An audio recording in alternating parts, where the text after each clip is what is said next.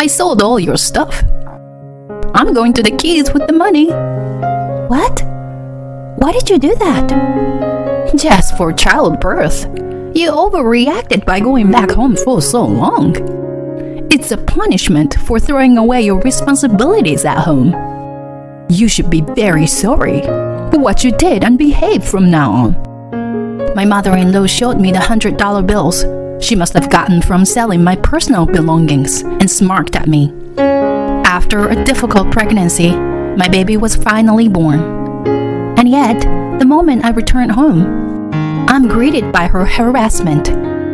Do I have to live in this hostile environment for the rest of my life? Being bullied by mother-in-law while raising a child and doing housework.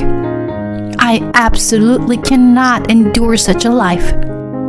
My body trembles with anger. An inexpressible emotion overcomes me. Then, things take a sudden turn. An unexpected outcome falls upon us. I am Lisa, 30 years old. I became a full-time housewife when I got married a year ago. I met my husband Sean about 6 years ago. We were colleagues, and at the same time, we were rivals. Both of us were extremely passionate about our work. We competed to take the initiative for the projects assigned to us by our superior. I refused to lose to him in any project or presentation. They must have had a positive effect. Before I knew it, we had gone from good rivals to good supporters. We were drawn to each other for the way we worked hard at our job. We got married after 2 years of dating. He requested something unexpected at the time of the registry. It may be wrong to ask this to someone who loves working, but I want you to be a full-time housewife. What? A housewife? You see, I'm not saying I don't want to. I'm just a little surprised. To be honest, I was shocked. It just sounded quite an outrageous request at the time. I found the job challenging more than I liked it. It wasn't like I didn't want to do the housework, so it depended on the reason. I didn't mind becoming a housewife, as he put it. Why do you ask me that? He became a little flustered. I'm really not good at housework. What? I think you would most likely end up taking care of the home by yourself. On top of it, if you have to work full-time, it'll be a lot of burden on you. Oh no, I'll be fine. If you really want to continue working, I'm okay with it. But honestly, I want you to be a housewife and take care of the house. Oh, babe. He was aware that it was a selfish request and spoke apologetically from beginning to end. I felt somewhat endeared to him. After thinking about it for a while, I decided to accept his wish. I resigned from my job upon marriage and devoted myself of taking care of the house. However, I regretted my choice right away. I never realized how painful it was to stay at home. It all started with a trivial matter. One day, a few days after I got married, the doorbell rang.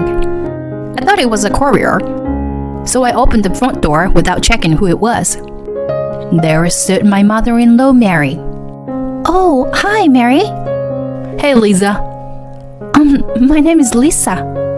All right, whatever. Let me inside. Wait! She forcefully came into the house after mistaking my name. She kicked off her shoes, sat down on a sofa, and made herself at home. Then she looked around the room and let out a deliberate sigh. When I went to the kitchen to make a drink for her, she yelled loudly at me. You stay home all day, but it seems that you can't even clean properly. There's dust on the edge of the picture frame, and your hair is on the floor. Excuse me. I'm planning to clean in the afternoon. Why are you young people so quick to make excuses nowadays? You have no common sense. I'm sorry. I wonder why Sean chose you. I could have found a better match for him. She suddenly showed up and immediately started throwing sarcasm at me. She was the mother of my beloved husband after all. Of course, I didn't want her to dislike me, but recognize me as a member of her family. I wasn't going to talk back to her for those reasons. I kept my mouth shut and just listened to her unreasonable remarks. After that day, she began to come over frequently. She always looked for faults and criticized them. She complained that the house was not tidy enough and that the laundry was left in the dryer. She commented that she felt sorry for Sean for having an incompetent wife, and so on. My nerves were getting frayed by her heartless words. No matter how much stress I felt, I couldn't talk to Sean about it. I thought about asking him for advice many times. In the beginning, if I did, he would have probably got furious and scolded her. But it was highly unlikely that she would have backed down quietly after that. On the contrary, I thought that it would have probably ignited the fire even more. I was too afraid to confide in him when I thought of that. His father passed away when he was in college. Since then, he had been living with her. Her attachment to him was so strong. She once suggested that the three of us should have lived together. He firmly refused her idea, but it was becoming more or less the same as living together as she came over to bully me almost every day after we got married. Then, a turning point came to me. It was on our first wedding anniversary. I was feeling ill and, on Sean's advice, went to the hospital. There I found out that I was pregnant. When I told him about it, he looked at me puzzled. I showed him the echo picture, and he suddenly burst into tears. "Oh my God, we're going to be parents." "Yes, that's right. You're going to be a father." Whoa, I'm so happy that I can't stop crying. Oh, I'm so happy too. I don't know why the tears. Thank you, honey. I'm going to work harder from now on. For the baby's sake, let's both do our best. We will. I was overjoyed when I got married, but I felt a different kind of happiness this time.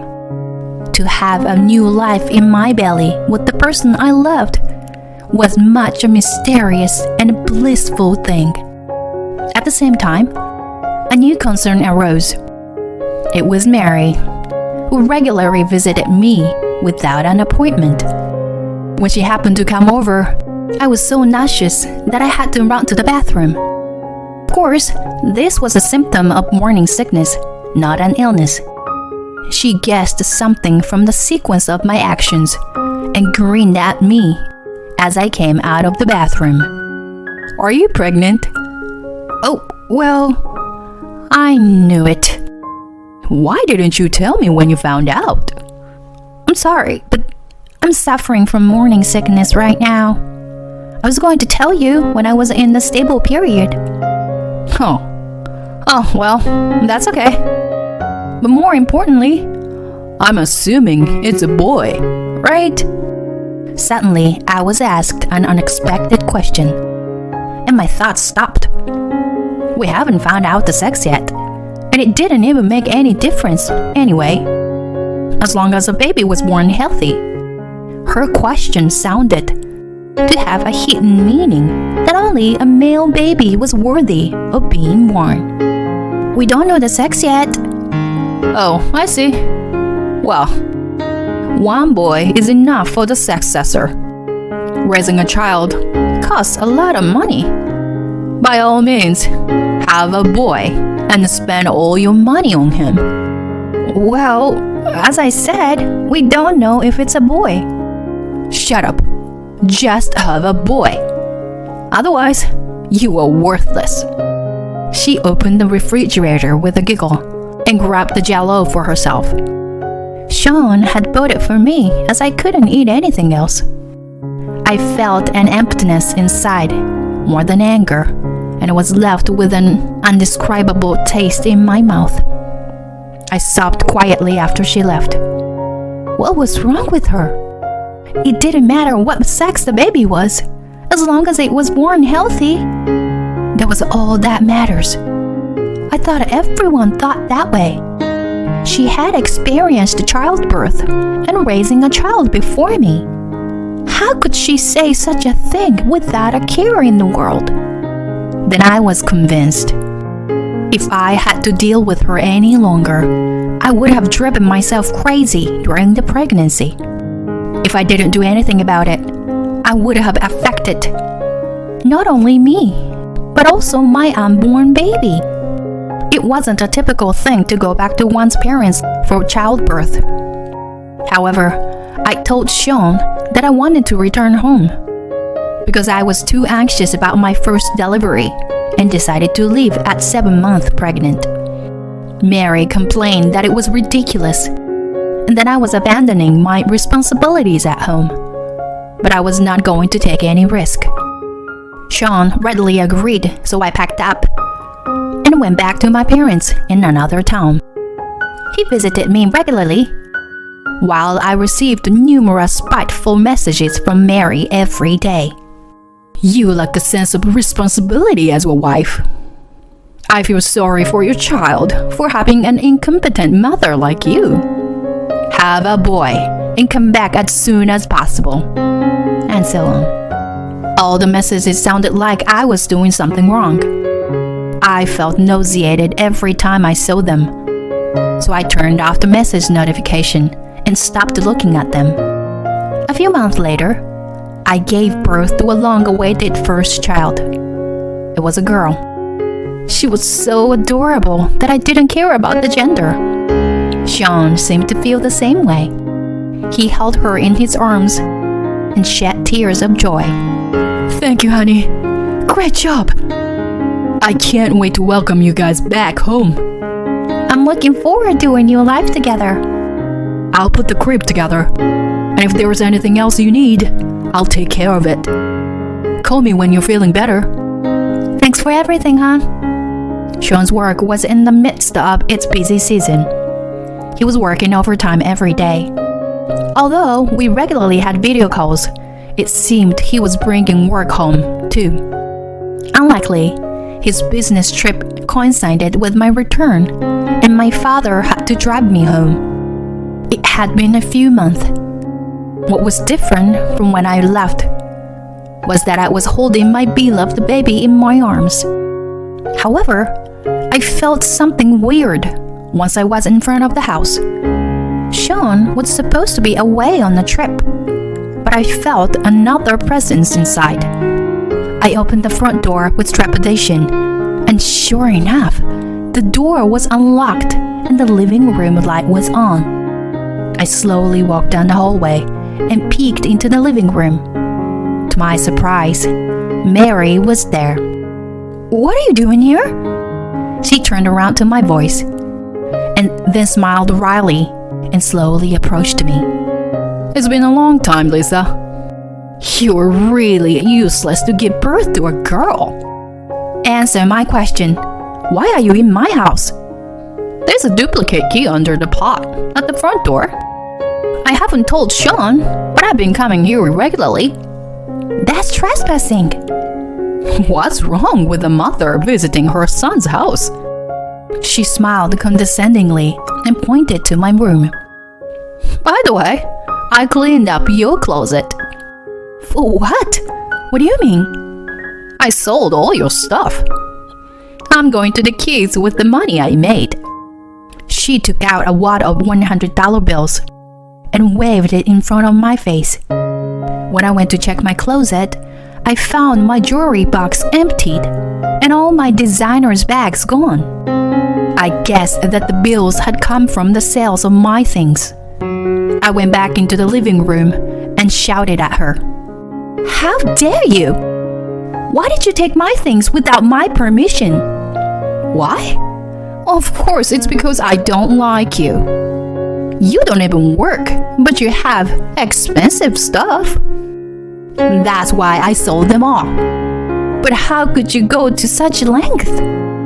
just for childbirth. You overreacted by going back home for so long. It's a punishment for throwing away your responsibilities at home. You should be very sorry for what you did and behave from now on." It was at the moment that my heart instantly shattered. What the hell? Why did I have to go through this hell? It was unforgivable. I didn't need to put up with her. My body trembled with anger, and the back of my throat flared up. My vision distorted, and her face, smiling fearlessly, crumbled. I was so enraged that I was about to scream my head off at her. At the moment, my daughter started crying, and I came back to myself. I could not stay there any longer. I opened the door to leave the living room with my daughter in my arms. Then I bumped into Sean, who had just returned home. He was full of anger. Honey, what the hell is going on? What the hell were you saying? His enraged voice startled not only me, but also Mary. She was probably more freaked out than surprised. Sweating profusely from her face, she rushed to his side. Sean, when did you get back? Just a few minutes ago. When I opened the front door, I heard your loud voice. Did you break into her house and sold Lisa's personal things? No, it's not what you think. I was just teaching her a lesson to be a good wife. You understand that, don't you? She gave birth to a girl. You must be upset too. What's wrong with the girl? Huh? She is still our baby, no matter what. Who the hell you think you are to tell us what's right and wrong? I am your mother. She raised her voice in grief, but the expression on his face didn't change. He continued to scold her relentlessly. In addition to trespassing, you are guilty of embezzlement by selling someone's property without permission. What you did is a crime. I will never think of you as my mother again. Listen, I'm doing this for you. What's in it for me? I've never felt so much disgust for someone before. If you ever hurt Lisa again, I'll turn you to the police. Oh no, wait, Sean! Shut up. Get the hell out of here. He grabbed her arm tightly and pulled her towards the front door. She desperately resisted. When her eyes caught mine, she tearfully pleaded with me.